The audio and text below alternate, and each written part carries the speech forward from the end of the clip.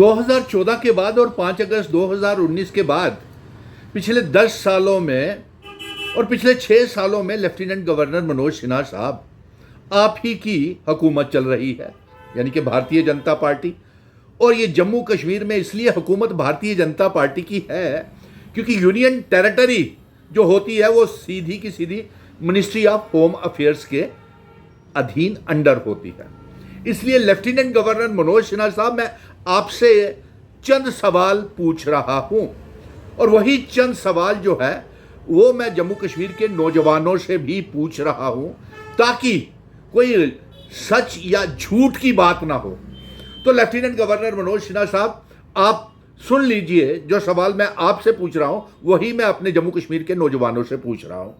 Lieutenant governor Manoj Sinha साहब, क्या आपने एसपीओज को इस महीने की, पिछले 2 महीने की तनख्वाहें दी हैं या नहीं? और एसपीओज को भी पूछ रहा हूं कि क्या आपको तनख्वाहें मिली हैं या नहीं? और अगर नहीं दी है मिनिस्ट्री ऑफ होम अफेयर्स ने, तो एलजी साहब आप जवाब दीजिए कि एसपीओज को तनख्वाहें क्यों नहीं मिली?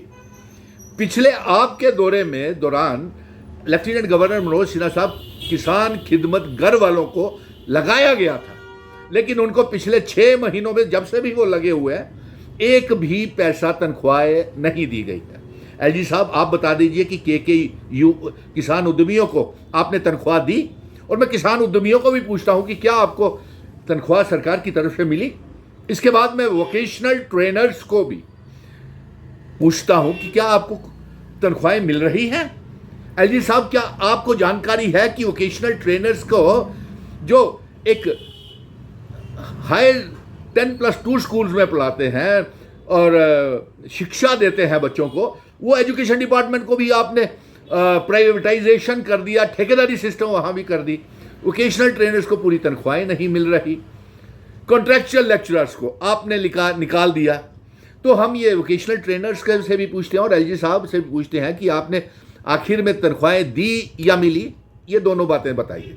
उसके बाद एलजी मनोज सिन्हा साहब, आपको कई बार मैकेनिकल इंजीनियर्स, सिविल इंजीनियर्स और आज खास तौर के ऊपर जेई मैकेनिकल्स की मैं बात कर रहा हूं। एलजी साहब, आपकी सरकार ने पिछले सालों में कितनी जेई मैकेनिकल्स की पोस्टें एडवर्टाइजमेंट की है? क्योंकि हजारों जेई मैकेनिकल्स बेरोजगार बैठे हुए हैं मेरे जम्मू कश्मीर के, कश्मीर में, जम्मू में, चिनाब वैली में, पीर पंजाल में, तमाम जम्मू कश्मीर में बेरोजगार बैठे हुए हैं, पड़े हुए जेई मैकेनिकल्स। उनकी पोस्टें आपने फ्रोजन कर दी भारतीय जनता पार्टी की सरकार ने। उनकी जेई मैकेनिकल्स की पोस्टें आप नहीं निकाल रहे हैं। अगर आपने निकाली है तो एलजी साहब जवाब दीजिए। और मैं जेई मैकेनिकल्स को भी पूछूंगा कि क्या आपकी रिक्रूटमेंट कहीं हुई है या आपकी पोस्टें एडवर्टीजमेंट हुई हैं? इसका जवाब भी दूध का दूध और पानी का पानी हो जाएगा। इसके बाद मैं नेशनल यूथ कॉर्प्स की तरफ आता हूं। क्या नेशनल यूथ कॉर्प्स को तनख्वाहें मिल रही हैं? क्या एलजी साहब आपने नेशनल यूथ कॉर्प्स की तनख्वाहों को बढ़ाया है? नेशनल यूथ कॉर्प्स के बच्चों को भी और रहबरे खेल, जंगलात, सेहत, SRO 43 के बच्चों को भी मैं पूछ रहा हूं, पिछले 10-10 सालों में क्या आपको पक्का किया गया है इन बच्चों को? नेशनल यूथ कॉर्प्स, रहबरे खेल, जंगलात, SRO 43 और SRO और भी हैं। कितने बच्चे लगाए हैं आप? एलजी साहब आप भी बता दीजिए। और अगर नौकरी किसी SRO 43 या दूसरे और भी SRO वालों को मिली है वो भी बता दीजिए।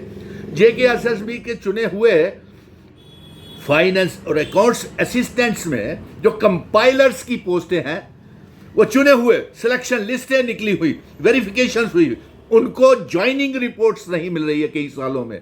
एलजी साहब, मैं उनसे भी, वो कंपाइलर्स की जो पोस्टें हैं उनसे भी मैं पूछता हूं कि आपकी सिलेक्शन हुई है तो क्या आपको ज्वाइनिंग डाली है इन्होंने?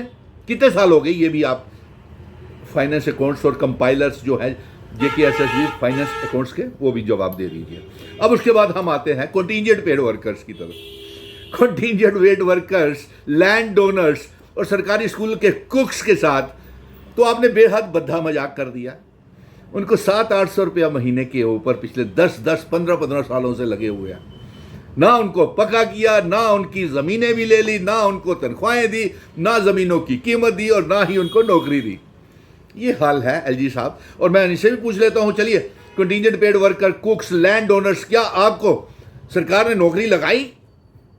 क्योंकि 10 सालों में तो भारतीय जनता पार्टी की और 6 साल से तो लेफ्टिनेंट गवर्नर मनोज सिन्हा साहब ही हुकूमत कर रहे हैं जम्मू कश्मीर के ऊपर। अब मैं और आता हूं आगे।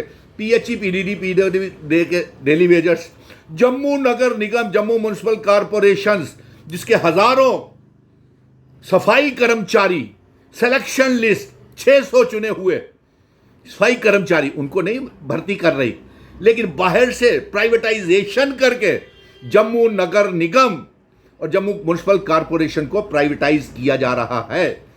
एलजी साहब बताएं, हम सफाई कर्मचारियों के नेताओं से भी पूछ लेते हैं। कल उनके साथ मुझे धरने पे बैठना पड़ा। हमारी सरकार है, गठबंधन की सरकार है, हम इनसे काम करवाएंगे, लेकिन अभी जुम्मा 4 दिन ही तो हुए हैं इनको आए हुए, लेकिन उसके ऊपर भी आपने ऐसी साजिशें डाल दी हैं। फायर एंड इमरजेंसीज को मिला, हजारों मेडिकल असिस्टेंट्स बच्चे बेरोजगार बैठे हुए हैं ना। केमिस्ट की दुकानों को खोलने के लाइसेंस देते हैं, मनरेगा के बच्चे बैठे हुए हैं ना, उनको केमिस्ट की दुकानें, बीएमएस, डेंटल डॉक्टर्स और योगा ट्रेनर्स, अपने दरबार मूव भी बंद कर दिया। जब तक जम्मू कश्मीर रियासत का दर्जा और हमारा 370 वापस नहीं आएगा, ये हमें जम्मू कश्मीर में भारतीय जनता पार्टी की सरकार यूं ही तंग करती रहेगी। ये मैं आज खुल करके बोल रहा हूं। और उसके ऊपर से आप इतने रुकावटें डाल रहे हैं सरकार के ऊपर। बिजनेस रूल्स, क्या बिजनेस रूल्स कि चुनी हुई सरकार को काम ही ना करने दिया जाए और उसके रास्ते में रुकावटें डाली जाए। अरे रियासत का दर्जा वापस दीजिए, चीफ मिनिस्टर, मिनिस्टर्स को ताकत दीजिए। आपने क्या ये उनके ऊपर साजिश करके और उनको काम करने नहीं दे रही भारतीय जनता